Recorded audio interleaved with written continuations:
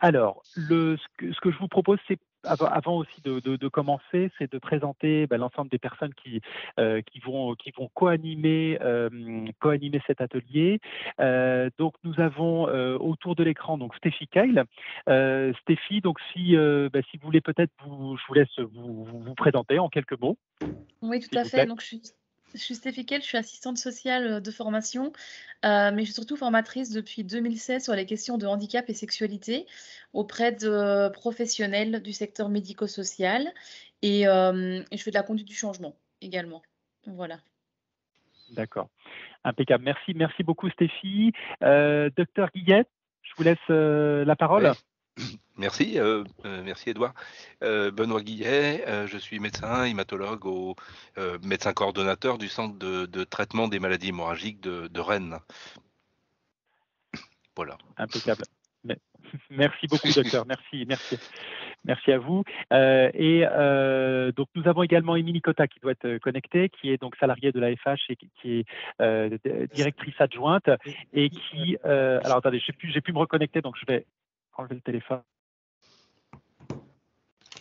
Voilà. Ah, il arrive, on vous voit arriver. Voilà, ce sera... C'est magique. Voilà, impeccable. Donc, en noir. Tu es une ombre, Edouard, parce que tu es dans le noir. Je vais mettre un peu plus à la lumière. C'est une ombre.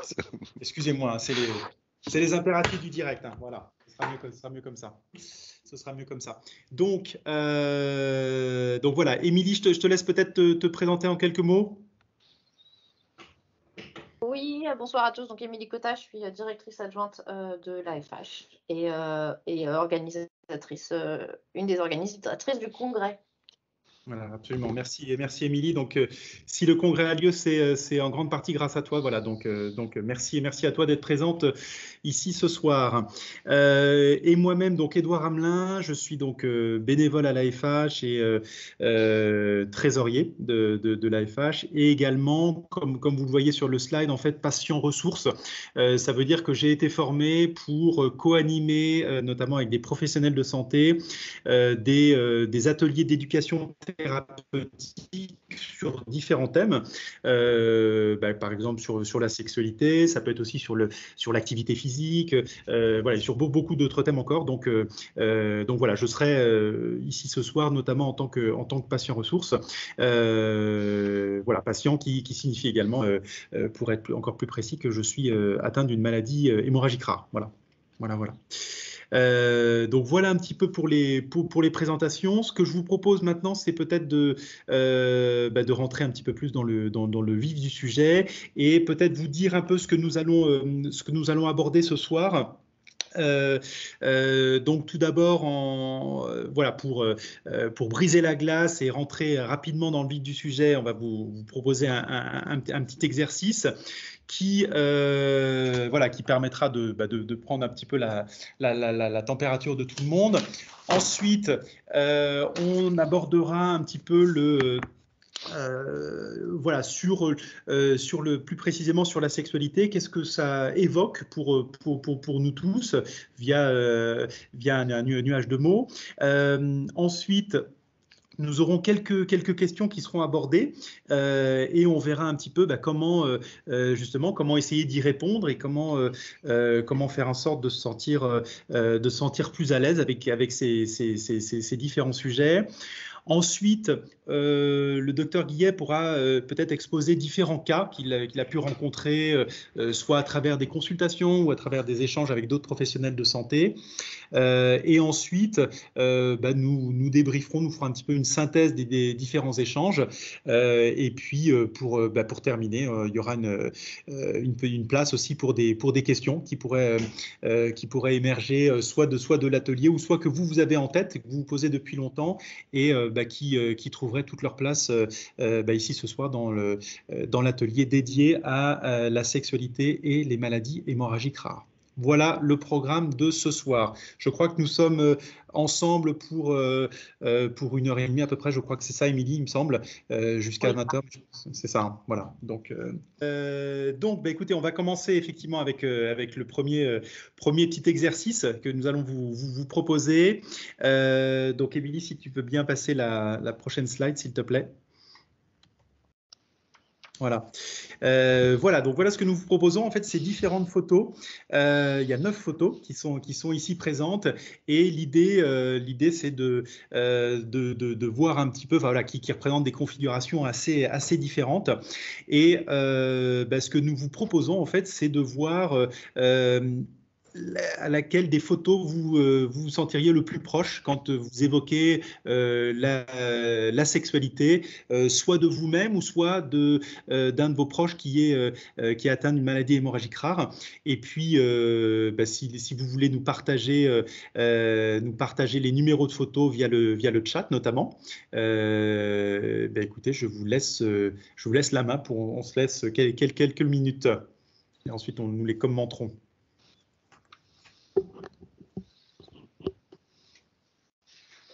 Nous aussi, on peut répondre. Hein. Absolument, docteur Guillet, bien sûr. Bien sûr. Comme vous avez la parole, vous pouvez même commencer si vous voulez. J'ai failli mettre tous les numéros parce que ça dépend du moment. Bon, on fait quoi? On fait par ordre? Si vous voulez, Stéphie, nous partager votre choix, si vous voulez, oralement. Oui, je peux faire ça, allons-y. Du coup, moi, je serais plutôt 9. Parce que la question de la sexualité, je l'aborde depuis très longtemps, donc je suis très à l'aise avec ça. Je parle de cul très facilement et de façon très crue s'il faut. Donc je me sens à l'aise à des niveaux très très élevés. Voilà, donc puis j'aime ça. Donc allons-y. Merci Stéphie, merci.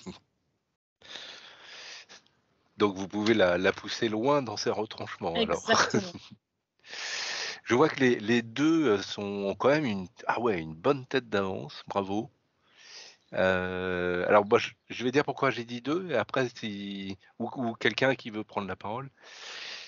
Moi, j'ai pris 2 pour 2 raisons. D'une part, ça évoque la douceur, la tendresse, et puis je mets ensuite la casquette médicale, surtout y aller doucement, quoi. Ne faites pas de chocs trop brutaux. Voilà. Ça marche. Merci docteur pour ce témoignage.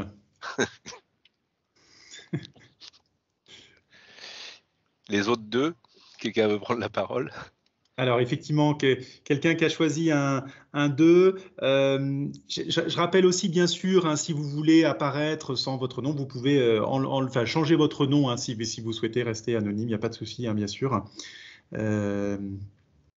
Effectivement, il y a d'autres 2 qui ont été choisis. Donc, s'il y a des personnes qui veulent prendre la parole, vous pouvez lever la main à travers l'onglet réaction dans Teams.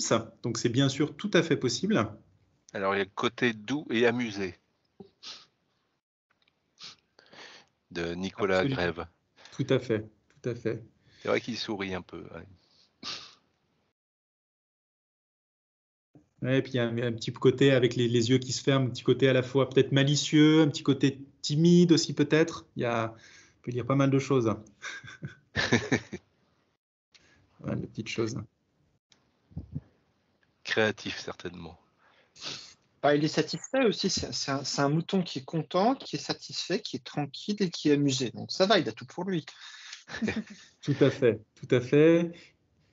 Ah oui, après, du coup, ça serait après, en fait, où il est satisfait. Ça peut être avant ou ça peut être après. Ça peut être rassurant d'avoir un partenaire qui est amusé, qui est souriant, qui a une tronche apaisée, avant de passer au pieu. Voilà. Enfin, c'est ça, je dis rien, mais vous aussi. C'est très subjectif. Hein. Vous aussi, ça commence fort. Il y a vécu, maintenant pieux. Vécu, pieux. Vécu. Alors, il y a un autre témoignage sur la photo numéro 1, donc sur la partie côté, donc choisi pour le côté déconne. Donc, bon, pourquoi pas. pourquoi pas, donc pris sous l'angle amusement, que l'auteur me reprenne, hein, si je suis pas fidèle à ce qu'il souhaite exprimer, mais Il y avait un commentaire aussi, c'est pour 2, il y a des gens qui se renferment à cause de la timidité, c'est pourquoi le côté douceur est important pour gagner alors il me manque le reste, sur le terrain. sur le terrain. Ah Absolument. ouais, bien joué, Ouais. sur le flirt, quoi. Absolument. Absolument. Il y a Guy Deloffre qui dit pas se prendre au sérieux. Des Ça se prend au conneries. sérieux, ouais. Pour la photo numéro 1, absolument, absolument. Ça rejoint le premier témoignage, oui, tout à fait. Oui, pour la une aussi, hein, comme Guillaume, en fait. D'accord, d'accord. Bon, alors, qu'est-ce qu'il y avait eu d'autre comme choix? J'ai vu qu'il y avait le choix numéro 6, notamment. Oula, rare. Oui, absolument. Avec un collier de fleurs. Alors, est-ce que l'auteur peut soit écrire dans le chat ou dire oralement, comme il ou elle le sent? Il y avait ça, il y a le choix numéro 7 aussi. Ah oui, tout là-haut, ouais. Ouais, pardon, bonsoir. Bonsoir. Voilà. J'avais choisi le 6, mais après, j'ai dit non. J'ai choisi le 7 et le 9. D'accord. Ah, mais je vous connais. Oui, docteur Guillet. Bonjour. Le monde est petit. Ah bah ouais, Très petit. à plus de 1000 km de distance. Ouais. Alors, est-ce que vous voulez nous partager pourquoi ce choix, ces choix 7 et 9 par exemple? Ah bah alors le 7, c'est le premier abord, c'est assez timide quand même. D'accord. Nous, les hémophiles, on a du mal parce qu'on a la tête un petit peu avec tout ce qui se passe dans notre corps. On a du mal à avoir un rapport facilement. Soit parce que ce jour-là, on est malade, on a une arthrose, on a des douleurs. Donc le premier abord est vraiment très difficile dans notre tête. C'est assez complexe. Le 9, je saute. Je ne sais pas si je saute de joie, ou bien je saute de peur et d'angoisse. Je saute de joie parce que j'ai franchi le pas et en même temps d'angoisse parce que j'ai peur pour mon partenaire. Partenaire dans le sens où j'ai peur de lui transmettre tout ce que j'ai comme virus. Par exemple, j'ai eu l'hépatite C et dans les rapports, j'ai toujours eu cette crainte de transmettre ça. Tout ce que j'ai comme virus. Voilà, c'est pour ça que j'ai choisi le 7 et le 9. Très bien, merci pour ce témoignage. De rien, je vous en prie. Très bien. Alors, qu'est-ce que nous avons d'autre?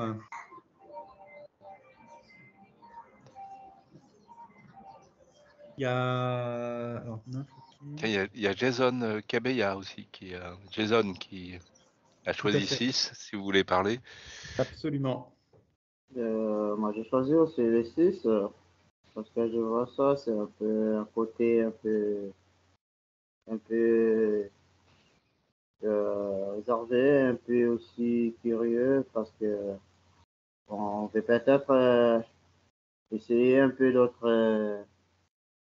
d'autres innovations, mais on a perdu soi et puis perdu sa pathologie qu'on a perdu peut-être de transmettre à l'autre ou bien c'est un peu ça, les côtés mystiques un peu. Peut-être juste Stéphie, docteur Guillet, si vous voulez commenter peut-être d'autres photos qui n'ont pas forcément été choisies, mais qui... je pense notamment à la photo 5 où on voit un mouton qui a l'air complètement épuisé. Alors, ce sera peut-être pour le docteur, ça. Moi, j'ai plutôt le cas quand j'interviens auprès des professionnels. Souvent, c'est 3 et 4, la majorité. Parce que très souvent, je suis face à des professionnels qui ne sont pas à l'aise de parler de sexualité et de handicap ou sexualité et maladie, du fait de ne pas avoir les bons outils, d'avoir aussi une certaine crainte par rapport à ce sujet qui est un peu tabou et qui renvoie à leur propre sexualité. Donc, j'ai plutôt souvent le 3 et 4. Quelquefois, des personnes 1 et 9 qui sont à l'aise avec la question et qui l'abordent comme ça, mais plutôt 3 et 4 dans mon cas, avec des personnes voilà, qui sont un peu perdues dans ces questions-là de comment est-ce qu'on aborde, comment est-ce qu'on accompagne, comment est-ce qu'on soutient la question de la sexualité. Et moins sur la sexualité, c'est plutôt des fois la question de l'intime et du besoin d'intimité qui est primordial pour tout être humain. En fait, on a tous besoin d'intimité et de contact physique. C'est dans la pyramide de Maslow, bien au milieu, donc c'est un besoin très important. Et comment est-ce qu'on garantit ce besoin-là quand on est avec des personnes qui ne sont pas en capacité d'exprimer ce besoin, ou avec des personnes qui voudraient le satisfaire, mais qui ont un frein du fait de leur handicap ou de leur maladie. D'accord. D'accord. Docteur Guillet, peut-être par rapport à ce que Stéphie vient de dire, est-ce que vous avez peut-être le sentiment aussi que parfois, alors pas forcément vous, puisque la preuve de votre présence ici ce soir montre que c'est un sujet que vous êtes d'accord pour aborder, etc. Mais est-ce que vous avez été confronté peut-être à certains autres professionnels de santé qui étaient un peu réticents peut-être à aborder ce sujet ou... Et justement, c'est peut-être une psychanalyse personnelle, peut-être que j'essaye d'affronter une peur en étant ici. Non, oui, c'est vrai que c'est un sujet, c'était tellement bien dit par Stéphie, qu'effectivement qu'on évite même d'aborder, hein. On en parle très très très rarement. Mais ça relève aussi, je pense, aussi de la nature humaine aussi, peut-être aussi dans les contacts, dans les relations. Parce qu'en consultation, alors après, c'est du domaine du privé, mais on voit bien en consultation, c'est pas le premier sujet qui arrive, mais c'est pas non plus le sujet qu'on aborde. Mais ça serait bien de le faire. Ça fait partie de la qualité de vie et du plaisir et de vivre. Alors moi j'ai la 5 qu'il faut que je commente, que j'ai l'air endormi. Alors ça sera vraiment beaucoup moins bien dit que Stéphie. Non, la 5, je pense qu'il y a personne ne l'a choisi parce que ça fait un peu peur, quoi, s'endormir même avant. C'est pas très très attirant, je dirais. Et que pour revenir sur les MHR, du coup, ok, la 2 où c'est bien d'être comment dire, au calme, pas trop brusque. Après, les gens font ce qu'ils veulent, mais pas trop brusque, mais quand même pas aller jusqu'à 5, quoi. Voilà. Bon, faut ça être peut normal. aussi évoquer le repos du guerrier. Hein. Après coup. C'est ça. Alors du coup, la 9 m'inquiète, alors, parce que faire des bons comme ça après. C'est parce qu'une fois ne suffit pas, c'est pour ça. Ah. Ça peut être pendant aussi, hein, docteur Guillet. Tout à fait. Ce sera certainement un sujet qu'on abordera tout à l'heure, mais c'est de voir aussi justement quelles sont un peu les limites, que nous donnons. Est-ce qu'il faut s'en donner justement par rapport au sujet de la sexualité? Est-ce qu'une personne atteinte de maladie hémorragique rare a besoin de se donner des limites justement? Donc ça pourrait être la photo numéro 9 peut évoquer ce sujet en fait. Oui. Très clairement. Oui. Et vous, Edouard, vous n'avez rien dit? Moi, j'avoue que effectivement, je me suis retrouvé à un certain moment quand j'étais un peu plus jeune, voilà, dans des situations où la 2 a été beaucoup commentée, mais je vois dans la 2 un peu de timidité. Donc voilà, je pense que je me retrouvais là-dessus. Peut-être aussi la 3 qui est rigolote, mais en même temps qui montre aussi que voilà, le mouton se cache sous sa chevelure. Pareil pour la numéro 4. Je pense que ça a été ça un petit moment donné, à un moment donné aussi la numéro 7. Après, voilà, aujourd'hui avec l'âge qui avance, je dirais que je suis plus dans des photos qui s'apparentent à la numéro 1 par exemple, sur le côté plus plaisir un peu joyeux. Je ne sais pas si ces deux termes vont ensemble, mais en tout cas voilà, et plus apprécier le moment avec moins moins de contraintes liées à des complexes, par exemple, voilà, ou un manque d'expérience. Voilà. Donc avant, c'était plus 2, 3, 4, 7. Et aujourd'hui, c'est plus 1, la 8 aussi, qui pourrait s'y apparenter, et parfois un petit peu la 9 aussi, avec tenter de nouvelles expériences, etc. Donc voilà pour vous décrire un petit peu un bout de parcours en fait me concernant. Donc bon, voilà. Est-ce que peut-être avant de passer à l'étape suivante, à la partie suivante, est-ce que vous avez, est-ce que certaines ou certains ont des questions ou des commentaires ajoutés sur ce qui a pu être dit? Non, c'est bon? Bon, je vois rien dans le chat, donc Émilie, je veux bien si tu peux passer à la slide suivante, et j'ai tenté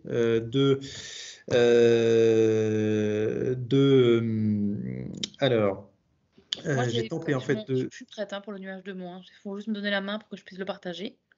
Oui, absolument. Alors. Ouais, super. Bon, ça a l'air de fonctionner pour tout le monde, apparemment. Hein. Ça a l'air une bonne chose. Pour tout le monde. Parfait. N'hésitez pas, toutes et tous, voilà, c'est vraiment le moment de partager ce que vous ressentez, ce que vous avez envie de dire. Voilà. Oui, vous pouvez en mettre plusieurs, même si ils ont déjà été mis, c'est pas très grave s'il y a plusieurs fois le même mot. Et finalement, les choses négatives ou un peu grises sont quand même minoritaires, ce qui est rassurant. Oui. Docteur Guillet, justement, quels sont les mots justement qui vous font penser à ça, qui seraient négatifs potentiellement? J'en ai vu passer un, voilà, pas simple. Pas simple. Oui, effectivement. Ouais. Pour ça, je disais gris plutôt que Oui, négatif. tout à fait. Ouais. Mais il n'y en a qu'un en fait. Non, il y a vigilance aussi qui peut, vigilance, crainte. Ah oui. Et puis, il est où je pense en avoir vu un autre qui pouvait aussi être intéressant à aborder. Tabou peut-être. Antidouleur. Oui. Ah, et tabou. Ouais. Alors, antidouleur, ça peut être plutôt positif. Ça dépend dans quel sens on le prend. Moi, j'ai vu l'antidouleur à prendre avant. Ah oui, tout à fait, d'accord. Ah, dans ce sens-là. L'effet antidouleur que ça peut provoquer.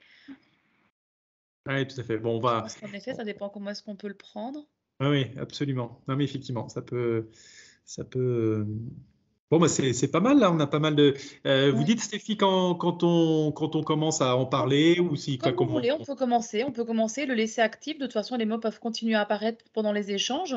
Et puis quand on aura fini cette partie, moi je le conserve et j'en ferai une photo, comme ça on pourra le partager au congrès. Bien sûr, avec grand plaisir. Je fais juste une petite pause technique. Enfin, quand je dis pause technique, c'est avec Émilie.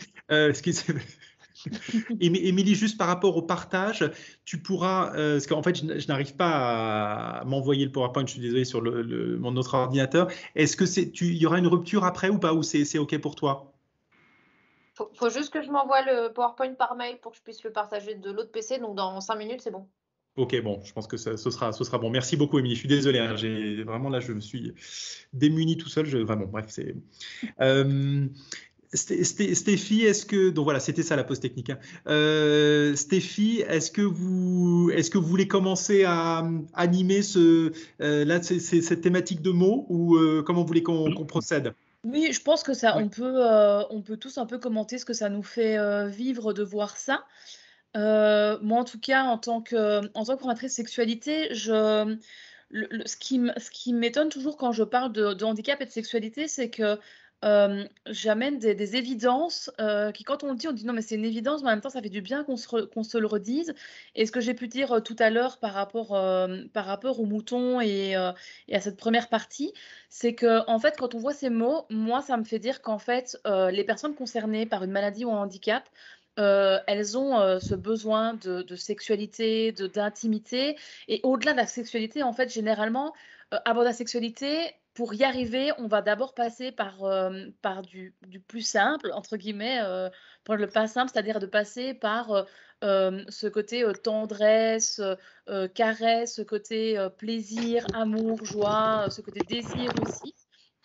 Et en fait, au-delà de la sexualité au sens de l'acte sexuel, on est surtout dans la recherche d'un temps avec l'autre, plutôt que alors après, il y a des personnes qui peuvent être aussi à la recherche de temps, de plaisir personnel, parce que physiquement, c'est plus compliqué de l'atteindre. En tout cas, je pense que le plaisir personnel, c'est aussi une phase à avoir, un temps de compréhension de son propre corps.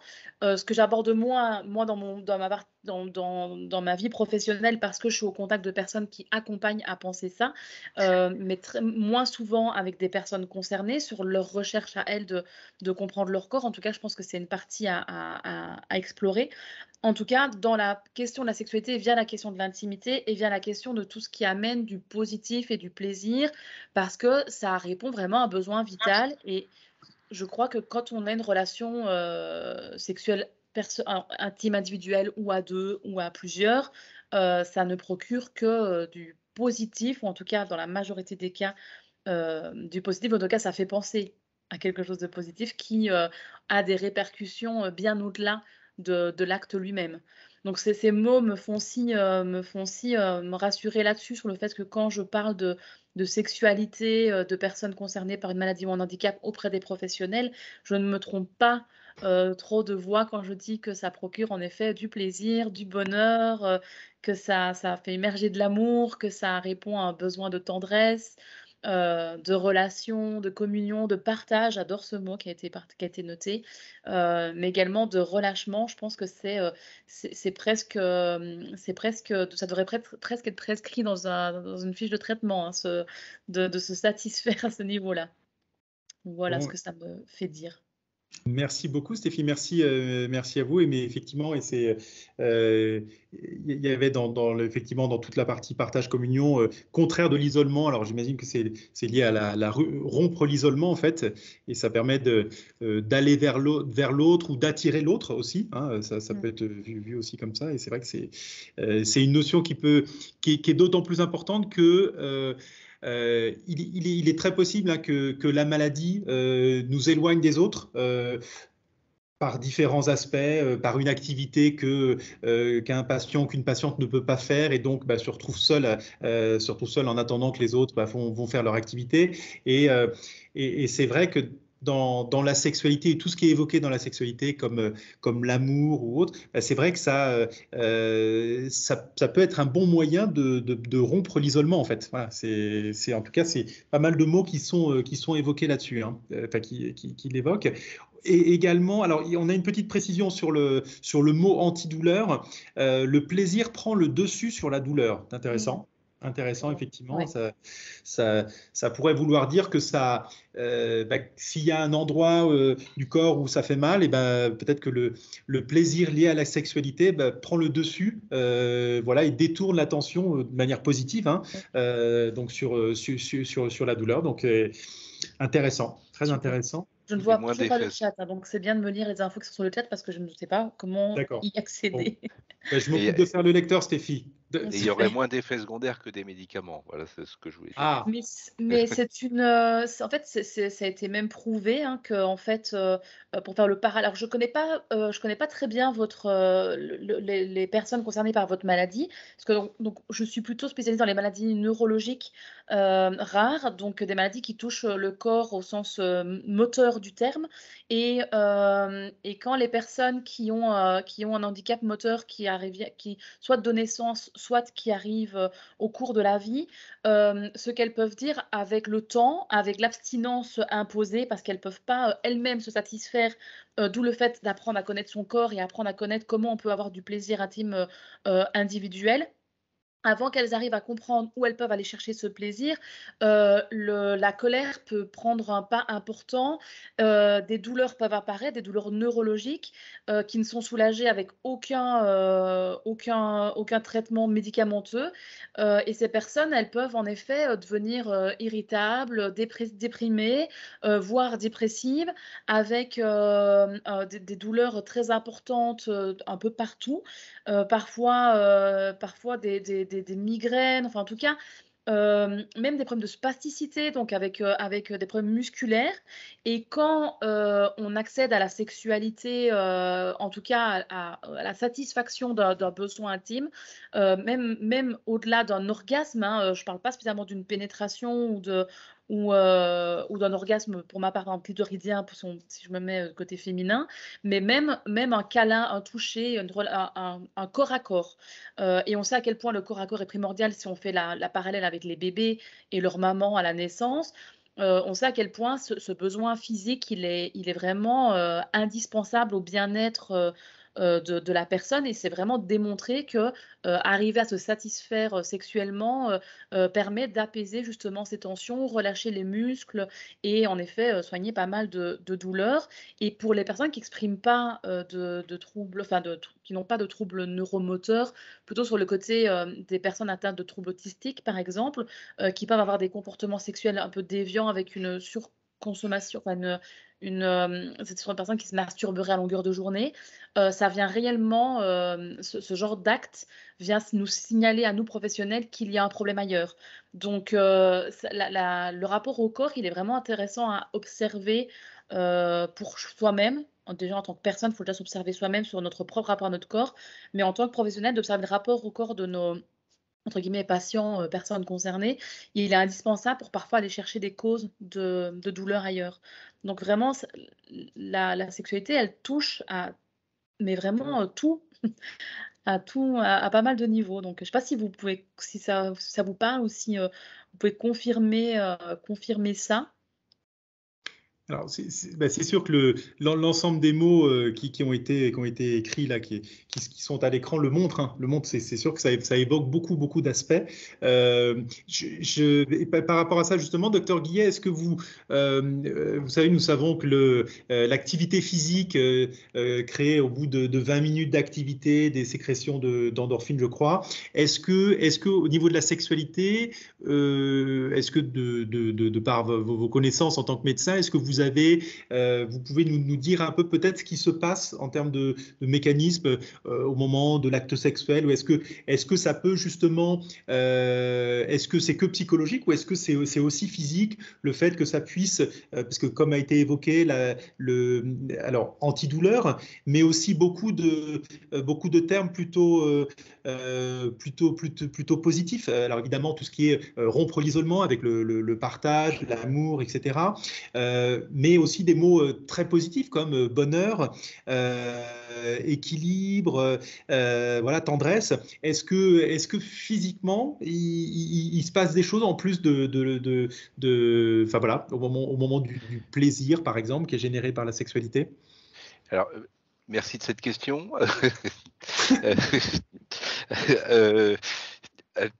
Promis, je regarderai pour samedi, pour la soirée de samedi. Non, c'est vrai que je me suis toujours posé la question, mais d'où venait ce plaisir? Alors le relâchement, ce que vous disiez tout à l'heure, effectivement, hein, ça procède de ça, mais il y a plus. Il y a plus. Donc forcément, ça va faire jouer des zones du plaisir dans le cerveau. Mais quel est le mécanisme réel? Ça, je ne sais pas. Je vais essayer de regarder.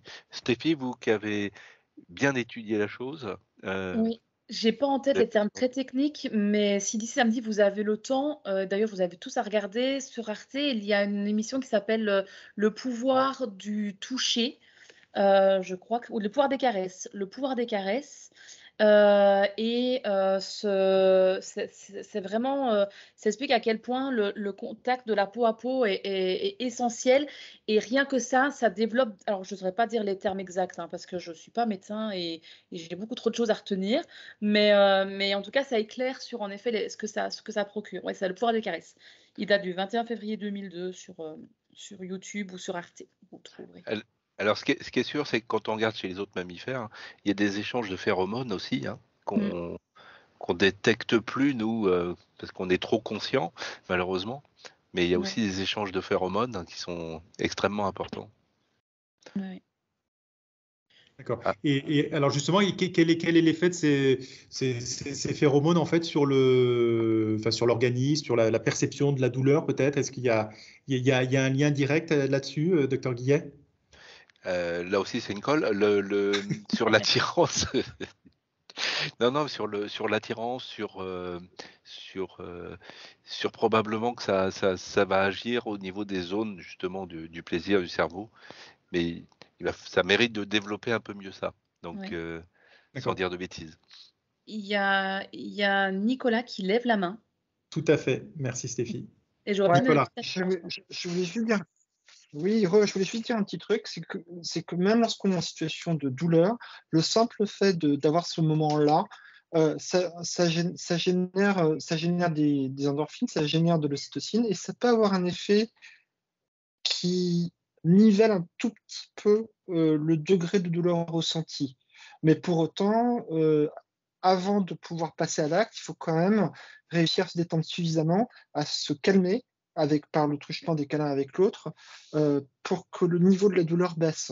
Parce que si vous avez hyper mal d'emblée, je suis désolé, aller au pieu, c'est difficilement possible. Il faut déjà réussir à se détendre par le biais de la tendresse, des câlins et j'en passe, et puis ensuite, quand les choses se mettent en place petit à petit, et que la douleur est un petit peu apaisée parce que la personne est plus relaxe, les choses peuvent se faire. Ça, c'est le premier point. Et le deuxième point sur lequel je voulais intervenir, il y a une personne qui a évoqué l'hypermasturbation. Le problème, c'est que lorsque vous êtes, pour ma part, c'est une expérience que j'ai connue dans la mesure où j'avais des traitements extrêmement lourds, pas en lien avec l'hémophilie, mais en lien avec d'autres pathologies avec lesquelles j'ai dû composer. Et en fait, je m'occuper de moi, c'était une façon de me shooter. C'est-à-dire qu'en fait, quand on est KO et que ça va pas, allez, zou, shpoum, Ouais. redodo. Et ça permet par le biais justement des endorphines, qui sont quand même des dérivés morphiniques naturels, de supporter un certain calvaire ou certains effets secondaires. Voilà, maintenant, effectivement, c'est substituer l'autre par un centrage uniquement tourné autour de soi. Ça, je l'entends, mais pour autant, quand ça va pas, ça peut être efficace. Voilà. Ouais. C'est un des premiers traitements pour arriver à s'endormir. Les personnes qui ont du mal à Oui. trouver le sommeil, la masturbation est est intéressante à tester. Et c'est intéressant ce que vous dites, que vous avez la possibilité de le verbaliser. Les personnes atteintes de maladies qui font qu'elles sont non verbales, non communicantes, donc un autisme sévère par exemple, ça fait dire aux professionnels qu'il y a peut-être des douleurs ailleurs, parce qu'en effet, ça vient calmer quelque chose. Donc c'est hyper intéressant, parce qu'en effet, ce genre de comportement peut nous alerter pour se dire il y a un problème ailleurs, une douleur ailleurs. Alors, ça peut être une douleur physique, mais ça peut être une douleur psychique aussi, hein, qu'on ne doit pas éteindre par un traitement juste pour l'arrêter. Ça, il faut aller au-delà de ça. Et pour réagir à ce que vous avez dit tout au début, je pense que la première étape à faire quand on veut penser sa sexualité, c'est d'abord d'apprendre à connaître son corps. Et je pense que la première étape pour ça, c'est de connaître sa maladie, les conséquences qu'elle a sur nous. Et en effet, peut-être en parler à un moment donné, enfin le plus tôt possible. Mais ça, je ne sais pas si c'est vraiment fait par les médecins pédiatriques qui font le relais après aux médecins du secteur adulte. Mais c'est en effet de parler de sexualité le plus tôt possible pour apprendre à se connaître, pour apprendre à savoir où se passent les choses sur notre corps. Enfin, je me rappelle d'une jeune fille qui pensait que la relation sexuelle se passait par le nombril. On a eu un petit souci le jour où elle a essayé d'avoir une relation sexuelle avec son conjoint, parce qu'elle n'avait pas, simplement, on l'avait jamais dit où ça se passait. Donc, il y a des outils formidables qui existent pour ça. Et en effet, avant d'avoir une relation sexuelle, parce que c'est difficile, parce que quand on est fatigué, qu'on a mal, pour y aller, c'est pas toujours simple. C'est en effet important de savoir quels sont nos mécanismes qui nous permettent de nous apaiser, qui nous permettent d'y aller plus sereinement. Et ça fonctionne pour tout le monde. Il faut vraiment, en effet, faire ce chemin de se connaître soi-même. Et je voulais juste rajouter une dernière chose. Une dernière chose, souvent, lorsqu'on a des problèmes de santé, on a un rapport dissocié à son propre corps.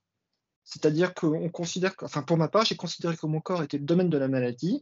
Ok, elle s'y exprimait, mais qu'en ce qui me concerne, je devais être OP de telle manière à ce que mes pathologies ne m'atteignent pas et ne m'impactent pas. Bon, ce qui était plus ou moins vrai in fine, mais par rapport à la sexualité, ce que je peux dire, c'est que lorsque j'étais adolescent, j'en parlais avec mes docs, mais il est vrai que c'était dans le cadre d'une pathologie très typée où la question était très lourdement posée. Voilà. Ok. Absolument. Si je puis me permettre, c'est peut-être un bout de réponse pour l'ensemble des médecins, et on va prendre les médecins qui suivent des personnes qui ont une maladie chronique.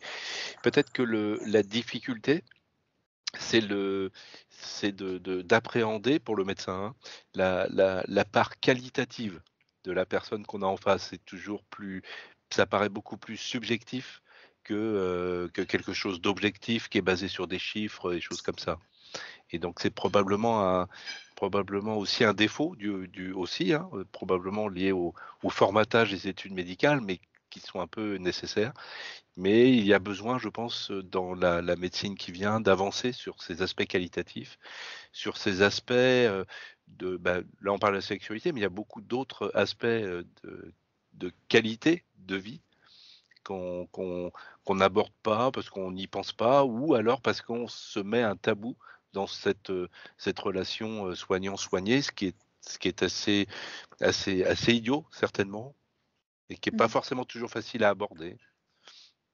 Tout à fait, ouais, tout à fait. Mais merci en tout cas pour vos échanges. Nicolas, merci beaucoup pour les deux thématiques là, que tu as évoquées. Ouais, merci. Et c'est vrai que j'aime beaucoup alors, j'aime bien la deuxième aussi, mais la première, en fait, sur le fait j'aime bien ce que tu as évoqué sur le fait de devoir un peu se préparer avant soit de retrouver sa petite amie, son copain ou son conjoint. Et peut-être dans cette préparation, il y a, moi, me vient à l'idée, en tout cas en tant que patient, parce que ça a été évoqué en début d'atelier, en fait, soit l'acceptation de la maladie ou la colère liée à la maladie, en fait. Et c'est vrai que dans ce processus d'acceptation, ou d'apaiser un peu la colère peut justement contribuer largement à s'ouvrir à l'autre ou à s'ouvrir aux autres. Et ça, ça me semble être un préalable qui est intéressant, des préparatifs un petit peu qui sont plus d'ordre psychologique en fait, et qui, en tout cas, voilà, qui me font penser à ça par rapport à ce que tu évoquais tout à l'heure. Donc, je pense qu'il devait peut-être y avoir un petit peu de ça dans ce que tu as évoqué. Et, tout à fait. Voilà. Donc, tout à fait. Donc merci beaucoup parce que c'est très, c'est une notion extrêmement importante. Je reprends un petit peu dans le chat ce qui a été dit. Donc le plaisir anesthésie un peu la douleur car on est concentré à ce moment-là à son plaisir. Donc quelque part comme si peut-être la sexualité ou l'acte sexuel en fait procédait un petit peu à détourner l'attention, mais dans le bon sens du terme quelque part. C'est comme ça que je l'imagine un petit peu. Et donc bon là c'est quand même très parlant avec un docteur Guillet, un terme assez médical, anesthésie. Hein, c'est là clairement.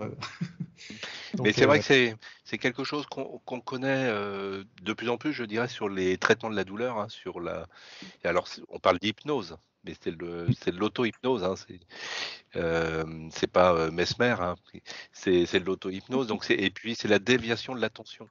Donc c'est exactement ça. C'est vraiment. Et là, c'est une déviation de l'attention quand même qui est assez bouleversante, on va dire, hein, sur les sensations. Je ne sais pas si vous préconisez dans le cas de pathologie des séances de snoozelen. Je ne sais pas si ça vous parle. Est-ce que vous pouvez expliquer, Stéphie, ce que c'est? s'il vous Le plaît. snoozelen, c'est une technique, je crois, du nord, je dirais suédoise, mais je suis pas sûre du pays. En tout cas, ce sont des salles sensorielles qui sont généralement alimentées de puits de lumière, de matériaux avec plein de tissus, de sensations différentes, avec également tout un aspect au niveau de l'odorat avec des diffuseurs d'odeurs et également une partie musicale avec généralement des sons d'ambiance. Et en fait, ces salles sensorielles sont très utilisées pour les pathologies qui sont douloureuses au corps. Alors moi, j'ai en tête les corps Huntington, qui est la maladie que je connais très très bien, où le corps devient l'ennemi, ça devient un corps de soins, le corps n'est plus vécu que par la maladie et pas par son corps. Il n'y a plus de plaisir à aucun endroit. Et c'est aussi utilisé pour les personnes avec des troubles psychiatriques qui sont en décalage par rapport à leur propre représentation de leur propre corps. Et les séances de snoozelen, elles ont un effet justement d'antidouleur parce qu'en fait, on se ramène à nos sens premiers et primaires, qui est l'odorat, le toucher, le goût, l'ouïe.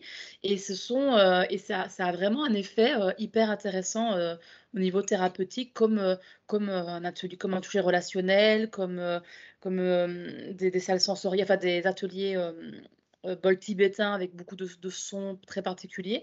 Donc ce sont des médecines un peu alternatives qui aujourd'hui sont de plus en plus développées, hein, comme l'art dans les hôpitaux, où en effet on stimule les sens premiers et primaires comme traitement antidouleur. D'accord, très bien, très, très intéressant. Je l'ai marqué dans le chat, Stéphie, mais c'est bien S-N-O-E-Z-E-L-E-N, c'est bien ça? Oui, c'est ça. J'ai bien marqué, bon, ça marche. Donc, intéressant, effectivement, sur l'éveil des sens, c'est très lié aussi à la sexualité, donc intéressant. Il y a peut-être avant de passer à la partie 3 de notre atelier, il y avait quand même d'autres mots qui avaient été utilisés, qui étaient un petit peu moins à consonance positive, mais qui ont été exprimés, notamment crainte, notamment vigilance. Qu'est-ce qu'il y avait d'autre? Tabou également. Alors tabou, on l'a un petit peu évoqué à la fois côté patient, côté professionnel de santé, on l'a un petit peu, mais on pourra en reparler. Peut-être sur la vigilance, docteur Guillet, peut-être quelques mots là-dessus, sur un tel mot par rapport à la sexualité. Oui, appliqué au MHR, tant qu'à faire. Pourquoi pas? Pourquoi pas? Non, c'est ce que j'essayais de dire tout à l'heure, de glisser tout à l'heure, mais je suis pas non plus un ayatollah de la douceur chez tout le monde qui a une MHR, mais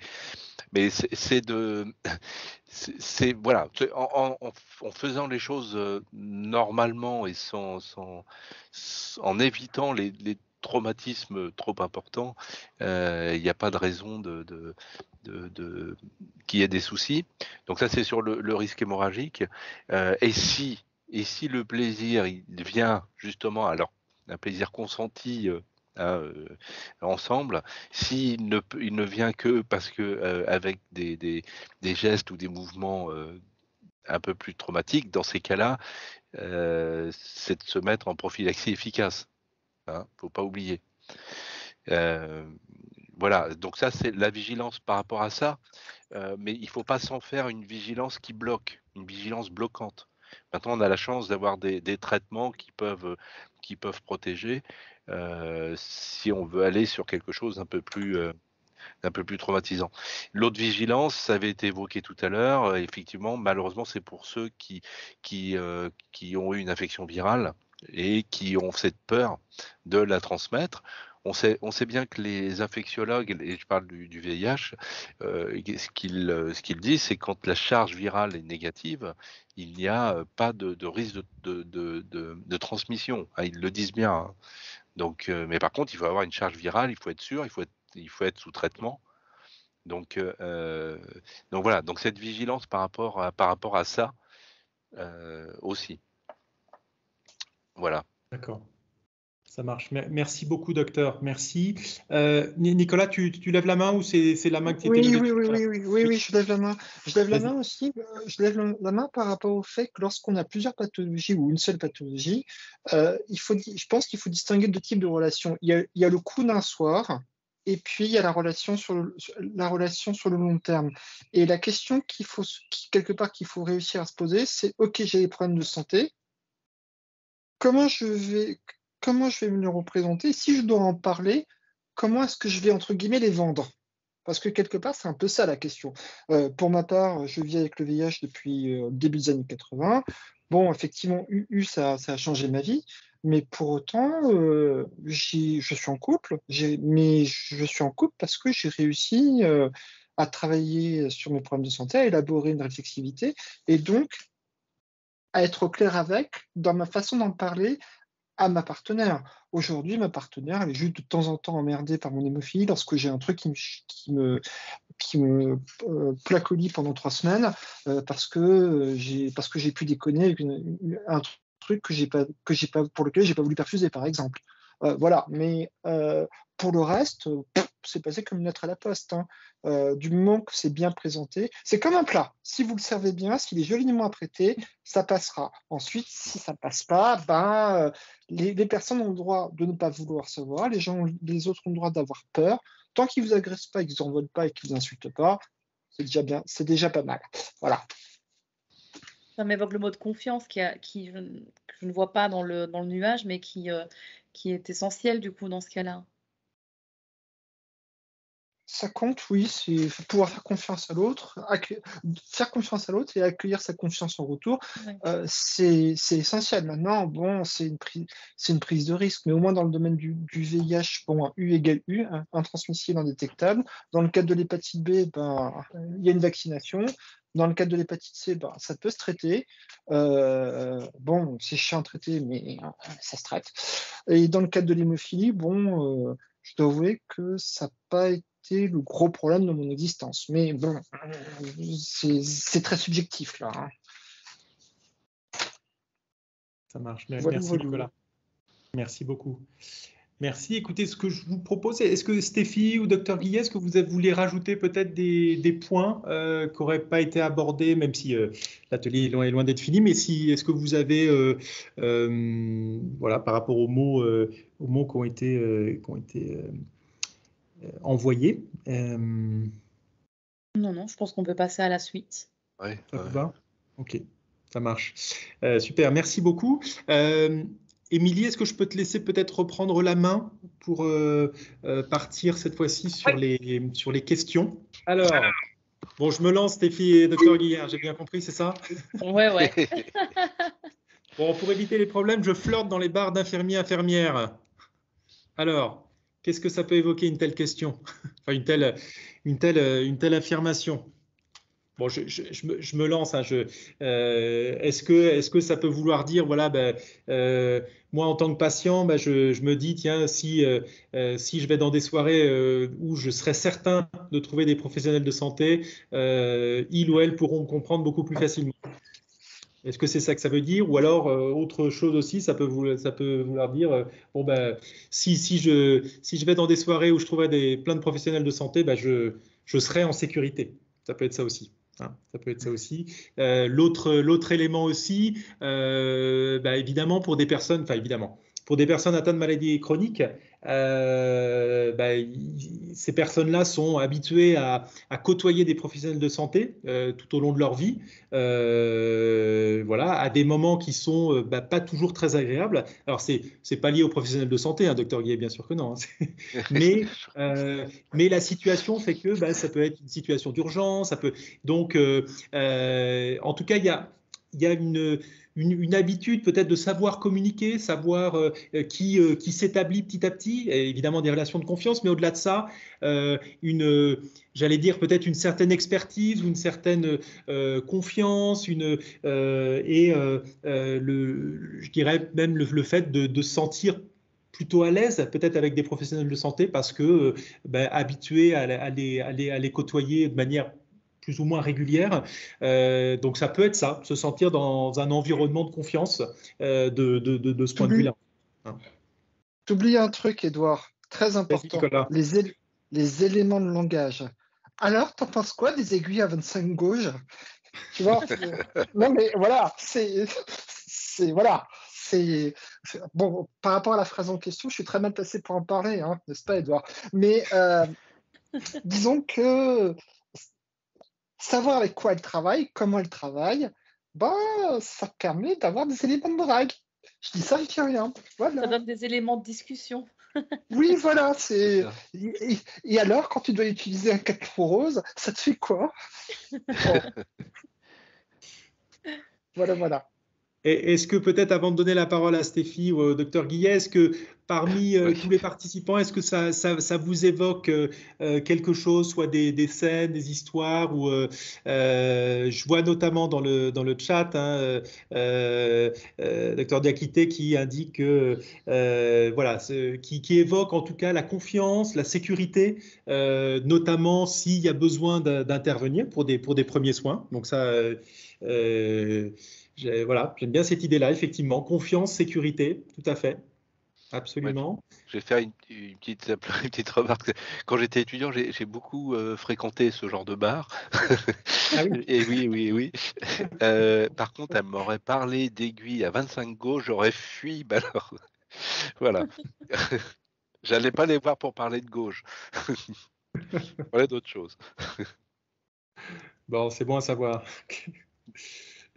Est-ce que voilà, parmi les présents, est-ce que ça vous évoque soit des souvenirs ou des questions peut-être par rapport à ça? Non, bon, a priori pas là. Est-ce que Stéphie peut-être voulait dire quelques mots sur cette phrase? Moi, ça me fait écho parce que j'ai essayé de draguer un jeune homme en situation de handicap en parlant de son dossier MDPH. Ça n'a pas bien fonctionné. On est devenus très bons amis, mais c'était pas le bon plan. Ça, je vais essayer de faire ça, moi, avec une ordonnance. Je vais voir ça marche. Mais voilà, ça n'a pas marché. Ouais, non. Bon, en attendant, pendant que vous parliez, Stéphie, il y a une autre personne qui évoque l'aspect sécurité à nouveau. Décidément, c'est un mot fort qui ressort par rapport à cette phrase. Et le fait de se dire, voilà, parler facilement, sans contrainte, parler de manière libre. Voilà, peut-être, j'imagine, parce que voilà, peut-être le patient, la patiente se sent rapidement comprise ou compris. Donc c'est vrai que ça peut faciliter, j'allais dire la mise en relation, mais ça peut faciliter l'échange en tout cas. Donc, est-ce que justement, c'est pas l'inverse? Est-ce qu'on n'aurait pas de crainte de se dire il va tellement connaître ce que je vis que ça va le faire peur, il va partir? Alors que quelqu'un qui connaît pas du tout la pathologie, on peut lui faire croire ce qu'on veut. On peut réduire le discours, quoi. Absolument, ça peut effectivement être vu sous cet angle, ça peut être vu comme un inconvénient. En tout cas, il n'y a pas de mots négatifs enfin, en tout cas dans ce qui est exprimé. Hein. Mais oui, c'est sûr que quand un patient évoque une maladie chronique avec une certaine expertise, qu'en général le patient a le langage pour, oui, ça peut être une contrainte parce qu'en général, il ou elle est tout de suite compris par un professionnel de santé. En général, même si c'est une maladie rare, voilà, il y a des termes qui sont sans équivoque, des termes médicaux, hein, je parle. Hein. Donc, bon. Ouais. Absolument. Alors, je ne parle pas de ma maladie, je veux plaire, je veux montrer que je suis à la hauteur. Alors, ça rejoint beaucoup ce que Nicolas Grève avait dit tout à l'heure, hein, par rapport à en parler ou pas. Absolument. C'est toujours effectivement un petit peu l'éternelle question de savoir est-ce que au même titre, de toute façon, d'une manière générale, auprès de son employeur, auprès de proches, etc. Est-ce que dans une démarche de séduction, voilà, en tout cas, ou qui y ressemble, qui pourrait mener à une sexualité, en tout cas un acte sexuel ou autre, est-ce que, voilà, la question c'est est-ce que j'en parle ou pas, quoi. Est-ce que, voilà, est-ce que quelqu'un voudrait commenter peut-être ou partager soit un témoignage, une expérience ou dire ce qu'il ou elle ressent justement par rapport à cette phrase? La question derrière, c'est est-ce que quand je parle de moi, de ma maladie que je vis au quotidien, avec qui je vis au quotidien, est-ce que évoquer cela, c'est se mettre effectivement en difficulté ou se mettre en situation un peu inconfortable vis-à-vis de l'autre? Je vois une main qui s'est levée. Monsieur Benabi, allez-y. Alors, parler de sa maladie, pour moi, c'est un peu difficile. Au premier pas, je n'ai jamais parlé de ma maladie, je ne veux pas parler de ma maladie avant de connaître la personne. Mais une fois fait, je ne pourrai jamais cacher ma maladie parce que ça va se voir. Les hémophiles, on voit tout de suite qu'on est malade, qu'on est atteint. Donc, je préfère garder l'anonymat de cette maladie qui est toujours, peut-être, ça fait toujours un obstacle entre moi et l'autre. C'est pas que je n'ai peur, mais c'est une réalité. J'ai constaté souvent lorsque je parle en premier temps de ma maladie, tout de suite ça freine. Tout de suite il y a un autre regard, une autre pensée. Donc les sujets qu'on va aborder, tout ça, c'est plus la même chose. Je sens que ça y est, la relation s'effrite un petit peu. Mais lorsque je montre que je suis normal, quelqu'un de normal, etc., mais tout en gardant bien sûr mon moi, à la fin, bien sûr, je parle de ma maladie. D'ailleurs, avec ma femme qui est là, la première fois, je ne lui ai pas parlé de ma maladie. C'est pas possible. Est-ce que c'est une méconnaissance des personnes de la maladie qui les font réagir comme ça? Parce que moi, j'ai l'impression que j'ai pas une bonne représentation de ce que vous avez.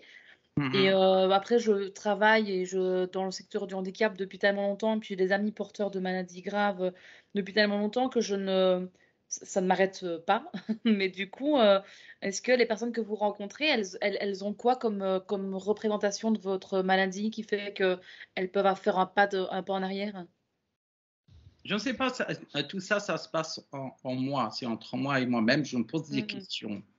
Et en même temps, en tant qu'hémophile A sévère, comme tous les hémophiles, parfois j'ai du mal à marcher, j'ai du mal par exemple, à utiliser mon bras normalement comme les autres.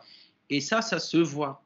Ça se voit. Et en même temps, lorsque je suis avec une fille ou bien avec une femme, avant de connaître ma femme, j'ai eu l'expérience, j'ai fait la connaissance de jeunes filles, etc. Mais dès qu'ils sentent que je suis malade, je sens qu'il y a un recul. Ça y est, ce n'est plus la même relation, ce n'est plus Bon, ça change beaucoup de choses. Mais vous le sentez ou c'est ce qui se passe Je le sens et c'est un sentiment, ouais. Et je le constate aussi. Ah oui. Parce qu'après, ça y est, ce n'est plus la même relation. Je vois que la fille ou bien l'autre personne ne tolère pas qu'elle ait une relation avec un handicapé, avec quelqu'un, je ne sais pas de ce qu'elle s'imagine dans la tête, elle a envie d'être avec un homme, quoi. Un homme qui peut aller jusqu'au bout. Moi, je ne vais pas aller jusqu'au bout, je vais aller juste petit pas. Donc, ça freine un petit peu les relations. Ah, mais lorsque je mens à moi-même et je me dis je suis bien, je ne suis pas malade, j'affronte la situation. Si on me dit ah pourquoi vous boitez, je dis ah j'ai un mal un petit peu. C'est une petite entorse. Pourquoi vous ne pouvez pas tendre la main? Ah parce que j'ai un petit peu mal. Voilà, je mens quoi, je mens. Je passe mon temps parfois à mentir. Mais après, une fois que la personne me connaît, ça y est, on établit une relation. Là après, je dis je ne cache pas. Ah oui. Mais là, au moins, elle va connaître une personne qui est capable d'affronter la situation de l'avenir, quoi. Même si on est malade, on peut aller jusqu'au bout. Donc, elle est rassurée quelque part. Voilà, c'est tout. C'est un peu difficile, mais bon. On a appris, moi j'ai appris quand même à me mentir un petit peu pour mieux vivre. Mais pas mentir à l'autre. C'est après que... Oui, faut qu'il y ait C'est un peu difficile, mais bon. Merci beaucoup pour ce témoignage, monsieur. Merci beaucoup parce que ce qu'on comprend, c'est que voilà, c'est pas forcément un sujet que vous l'abordez tout de suite, mais petit à petit, vous l'intégrez en tout cas au sein de la relation et avec la confiance qui grandit, j'imagine. Donc merci beaucoup, merci pour ce témoignage. En parallèle de cela, il y a dans le chat, il y a une personne en fait qui témoigne de son fils, qui parle de sa belle famille, comme quoi il y a eu rupture parce que sa belle famille voyait qu'il était régulièrement hospitalisé. Donc ça l'a beaucoup affecté en tant que patient et donc visiblement il s'est tourné vers une autre relation qui fonctionne bien. C'est ce qui est évoqué là, effectivement, c'est peut-être effectivement les maladies hémorragiques peuvent potentiellement faire peur parce que c'est pas rien. Parfois, il faut aller aux urgences et évidemment, c'est pas prévu. Ça évoque aussi tout ce qui est lié au thème du sang, au thème aussi des contaminations qu'il y a pu avoir par le passé. Et ça évoque aussi oui, les atteintes articulaires d'une manière générale, et puis même de manière générale, ça peut mener au handicap également. Donc c'est certain que, comme vous le disiez, Monsieur Benabi, c'est une maladie en général qui se voit assez vite.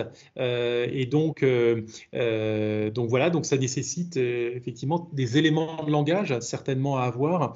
Et voilà, et puis est évoqué aussi voilà, la notion de confiance qui s'installe petit à petit et que vous aviez évoqué aussi, Monsieur Benabi, et qui est évoqué par le docteur Diakité également.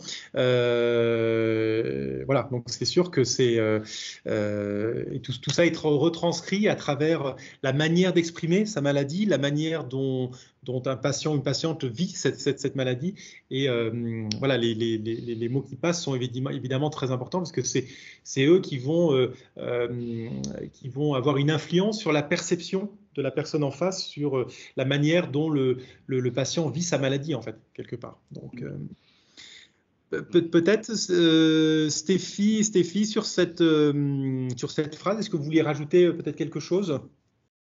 Non, pas spécialement, ça m'interrogeait justement par rapport aux questions que j'ai posées, parce que j'ai rarement affaire à des maladies entre guillemets invisibles. J'ai plutôt affaire avec des personnes qui sont en situation de handicap moteur, qui se voient et du coup ils peuvent pas trop le cacher. Donc du coup je sais pas trop, j'ai pas plus de choses à dire de ça plutôt de recevoir des infos. Moi, dans le chat, il y a une réflexion que je trouve très intéressante, c'est la figure de soi malade versus figure de soi vivant avec une maladie. Et si on arrive à passer ce cap-là ou à vivre avec et pas en étant malade, déjà ça peut changer la relation et la discussion et comment expliquer ce que j'ai, quoi. Et ça, c'est un message aussi important à transmettre aussi auprès des professionnels de santé, hein. C'est pas des malades qu'on a en face, c'est des gens qui ont une maladie ou des gens qui ont un problème, un souci, un facteur de risque hémorragique. À la limite, on peut aller plus loin, hein. Et pas, ils sont pas malades, quoi. Et à tel point que... C'est exactement ça. Allez-y Nicolas, vous vouliez réagir? Non, mais je voulais, j'ai pas rebondi au bon moment. C'est ça qui est dommage. Si, c'était juste après le point. Donc... Oui, mais bon, vous vouliez dire quelque chose, donc je vous ai interrompu, c'est moche. Non, mais c'est exactement ça. En fait, il faut pas se présenter d'emblée en étant malade, mais il faut se présenter comme vivant avec des problèmes de santé ou un problème de santé. Alors bien sûr, parfois on a ces problèmes de santé. Je veux dire, bon, quand on est scotché au lit avec une grosse hémarthrose et que, bon, bah, cuicui les petits oiseaux, j'ai mal, bon, on est allergique, bon, d'accord, ok, d'accord.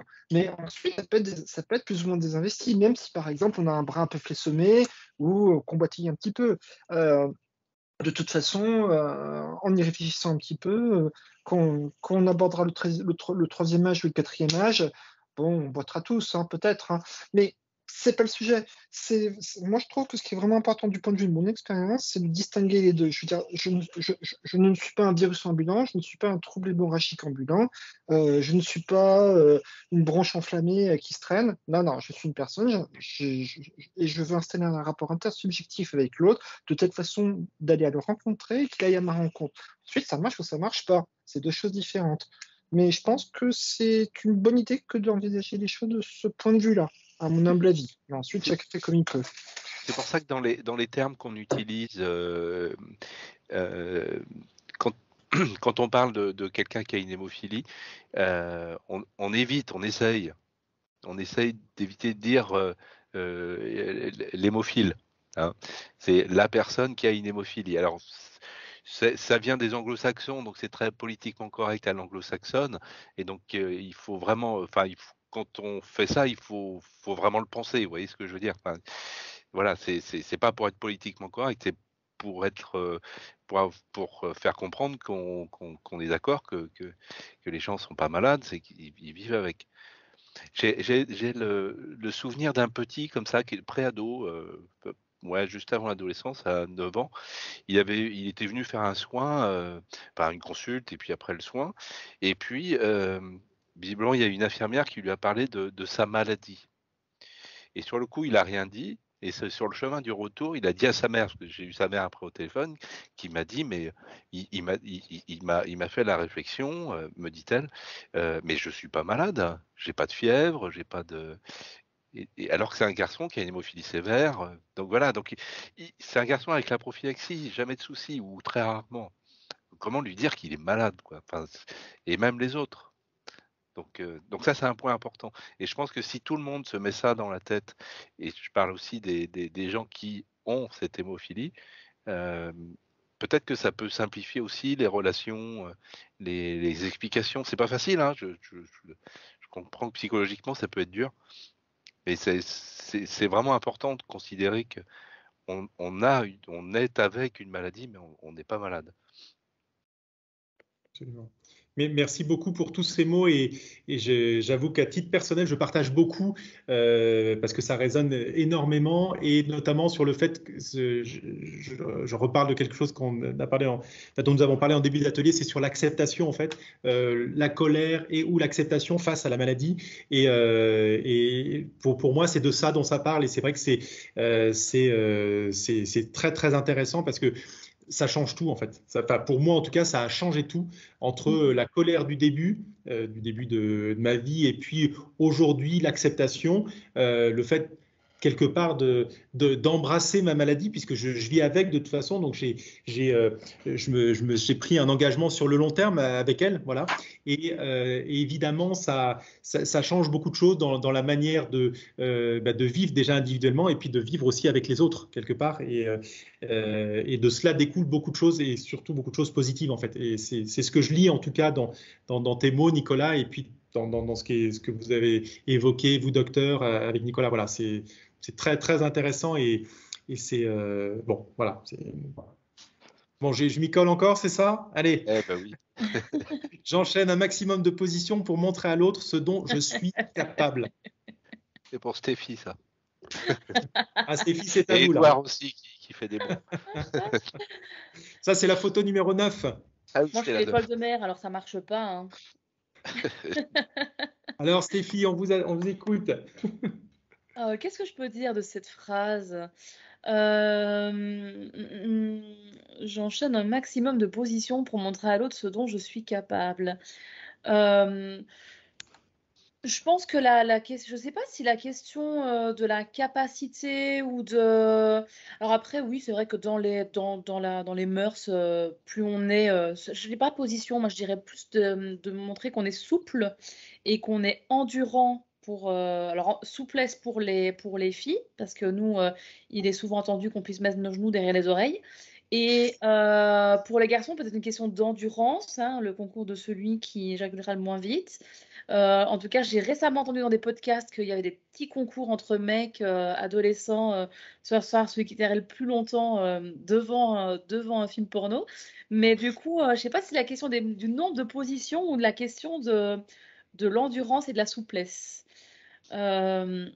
En tout cas, ce que ça me fait dire, plus j'en parle, plus ça vient. Hein, parce que plus on me laisse parler, plus je parle. Il n'y a pas de problème.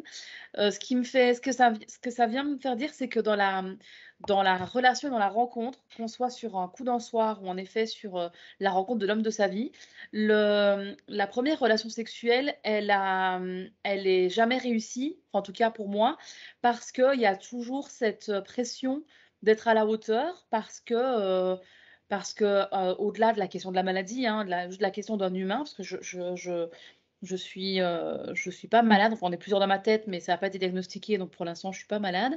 La question de se dire je suis peut-être pas comme tout le monde, il y a peut-être un truc qui va pas, ou ben je pense qu'on est tous un peu sous pression quand on est pour la première fois à poil devant quelqu'un, hein, on se met rarement à nu de façon facile. En tout cas, il faut cette question de la confiance et je pense qu'il faut aussi être à l'aise avec le contexte dans lequel on se met à nu. Et la pression de chaque première relation sexuelle, je pense qu'elle est présente pour tout le monde avec cette inquiétude d'être à la hauteur. Alors, est-ce qu'elle l'est plus pour les personnes qui sont atteintes d'une maladie? Bonne question.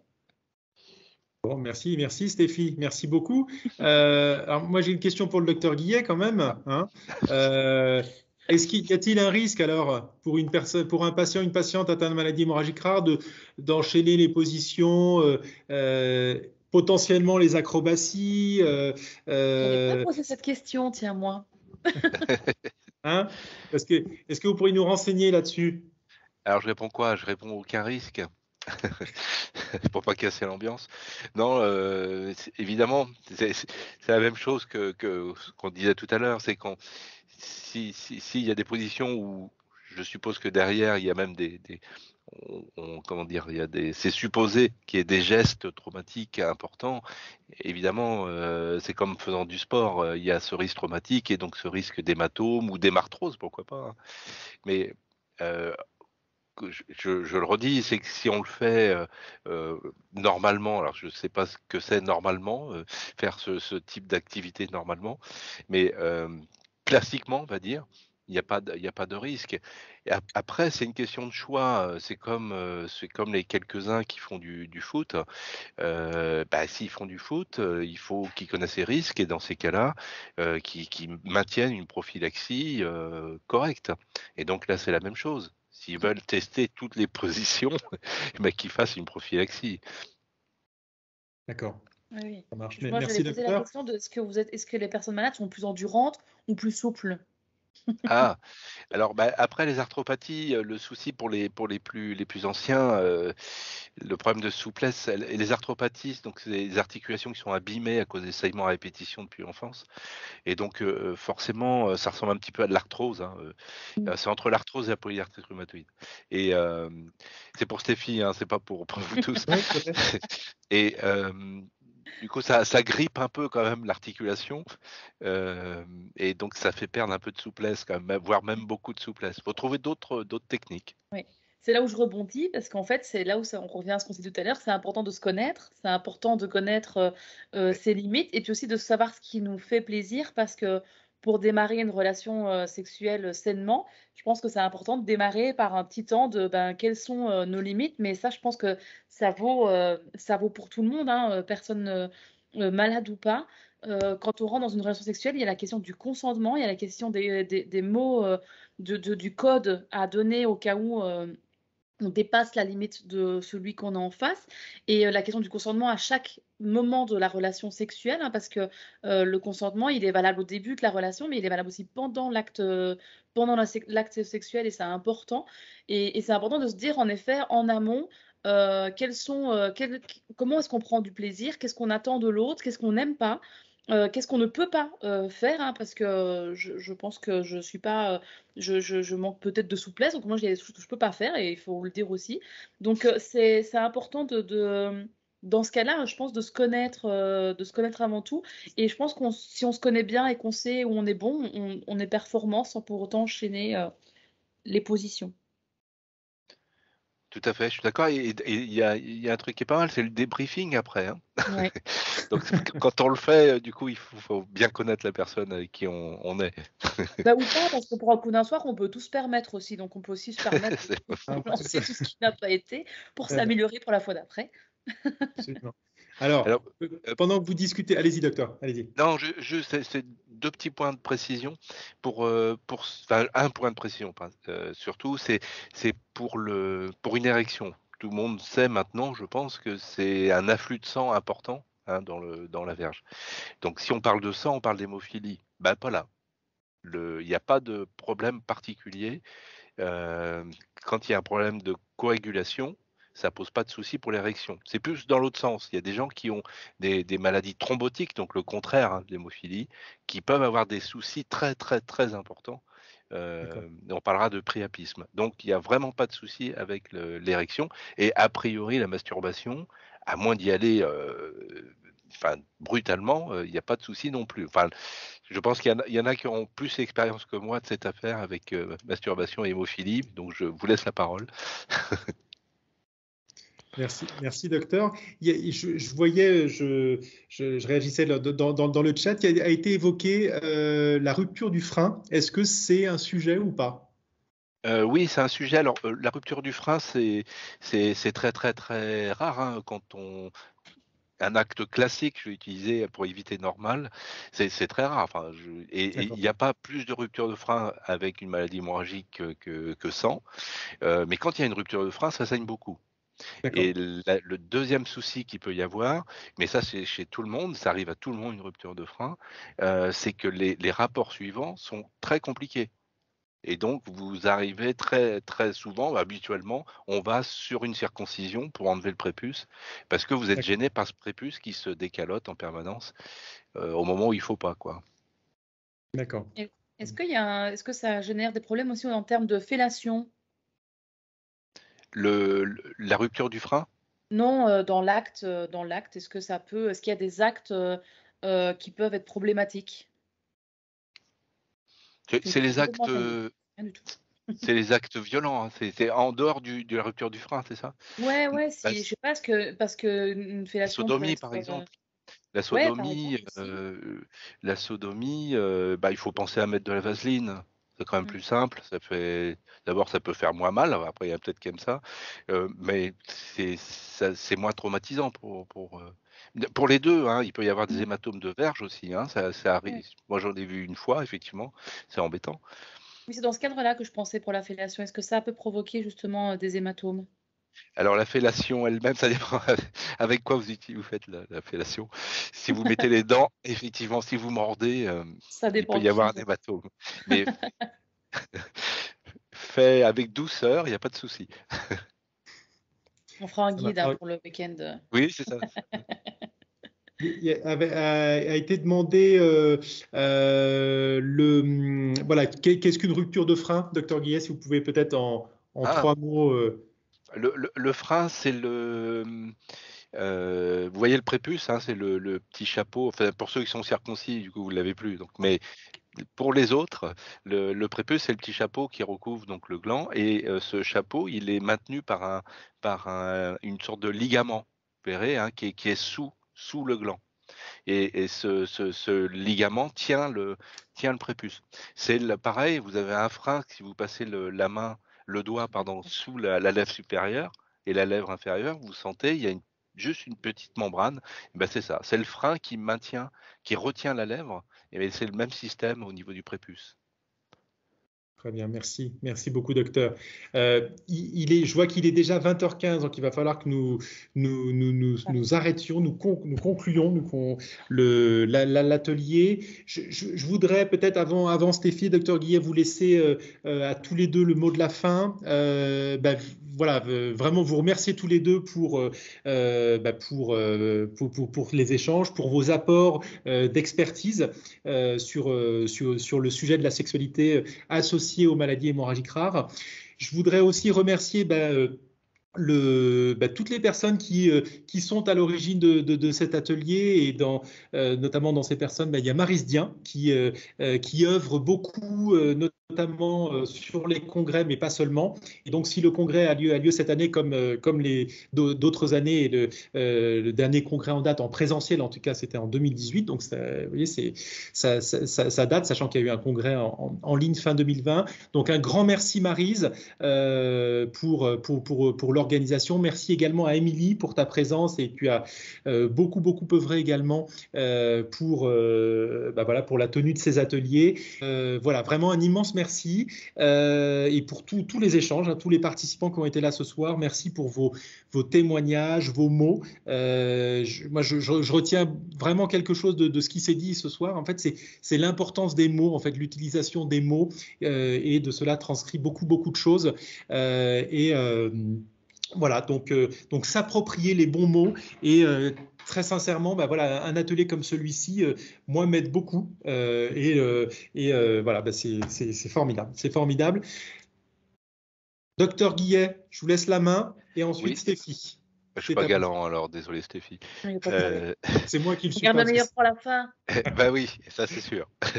Non, mais simplement, c'est vraiment un plaisir à chaque fois de participer aux ateliers, et j'y apprends aussi beaucoup, ce qui permet aussi d'améliorer aussi la qualité de ses soins aussi, en vrai, et de ces échanges avec les gens qu'on côtoie.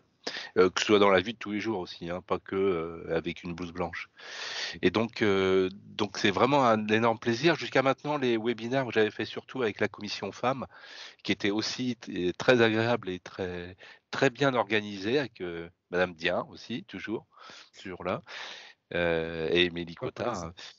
Et donc voilà. Donc s'il y a quelque chose qu'il faut retenir, alors vraiment sur le plan médical, c'est ayez la sexualité que vous voulez avoir, et ne vous mettez pas de tabou. Et surtout, soyez clair avec vous-même. C'est-à-dire que s'il y a une maladie hémorragique, essayez de vous protéger si vous voulez aller dans des excès. Voilà. Merci beaucoup, docteur. Merci à vous. Stéphie. Oui, donc vous avez dit, vous avez la pression, Stéphie, le meilleur pour la fin. Donc vous êtes attendu au tournant. Merci beaucoup pour les partages, parce que moi, à chaque fois, ça me donne de la matière auprès des professionnels pour les sensibiliser à l'importance de parler de sexualité, de parler d'intimité. Et c'est vraiment important d'avoir ces temps avec des personnes concernées, parce que vraiment, ça me permet d'aborder la question par un autre angle que j'aborde pas suffisamment à mon goût. Mais en tout cas, ça me confirme que c'est vraiment important, en effet, de considérer l'approche intime et sexuelle pour lutter contre la douleur, pour s'en sentir mieux à plein de niveaux. Donc, pour aller rapidement, je vous souhaite de vous faire l'amour à vous-même autant que vous en avez besoin, de vous connaître, et puis de faire l'amour tout court autant que vous le pouvez. Voilà. Merci Stéphie, merci beaucoup. Ouais. Merci. Merci. Oui, absolument. Et écoutez, plein de bonnes choses pour tout le monde ce soir. Portons-nous bien, et puis vivons le mieux possible notre sexualité. Ce sera peut-être le message à retenir, et j'espère que ça vous a aidé, le fait de pouvoir parler de ce sujet qui est vraiment pas simple. Et encore une fois, merci beaucoup parce que plein de thèmes ont été abordés, et voilà, d'une manière fluide, et donc ça c'est très chouette, vraiment très très chouette. Un grand merci à tous. Excellent soirée. Bonne nuit. Au revoir, merci beaucoup. Au revoir. Bonne nuit à vous. Bonne soirée, Ola. Bonne soirée. Au revoir. Bonne soirée. Bonsoir.